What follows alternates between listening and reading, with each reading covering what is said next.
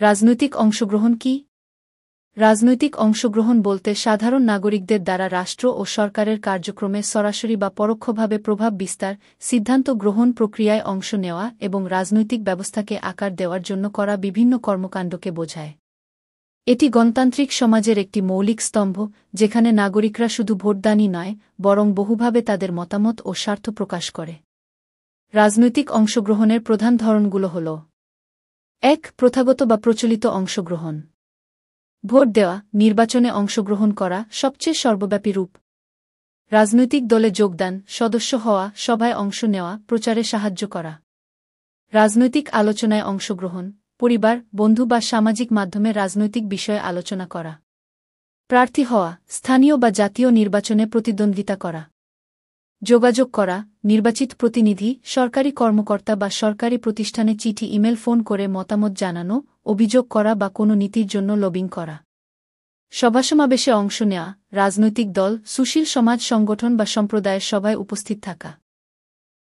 স্বাক্ষর সংগ্রহ করা, কোনো দাবি বা আইনের জন্য জনসমর্থন সংগ্রহ করা।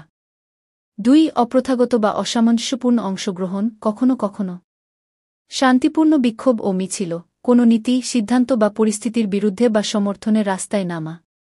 স্বাক্ষরধারী বা বয়কট, কোনো পণ্য, প্রতিষ্ঠান বা নীতির বিরুদ্ধে অবস্থান নেওয়া।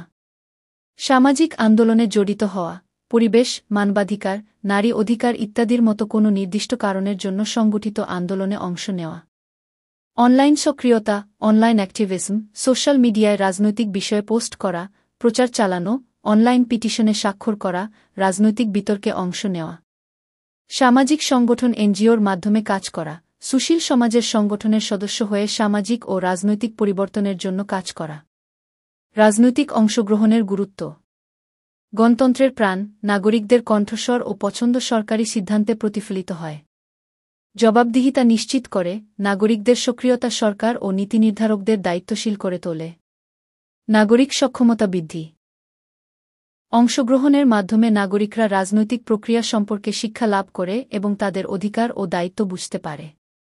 সামাজিক পরিবর্তনের মাধ্যম, দুর্বল ও প্রান্তিক গোষ্ঠীরা তাদের দাবি আদায়ের জন্য রাজনৈতিক অংশগ্রহণকে হাতিয়ার হিসেবে ব্যবহার করতে পারে।